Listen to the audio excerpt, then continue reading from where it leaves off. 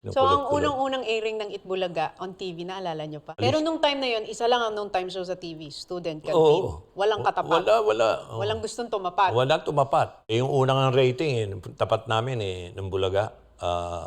Kunyari, 25 yung student canteen, kami 0.5. Nung unang airing nyo? Oo, ganun katindi yung malakas nila.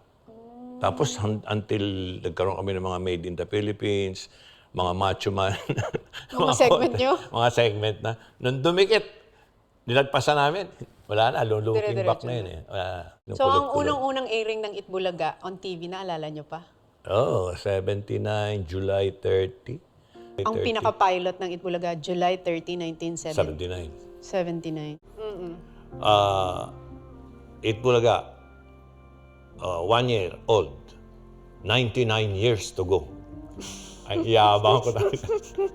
Hindi, pero declaration nyo, tinan nyo, nangyayari nga. Hanggat may bata, may Itbulaga. Oo.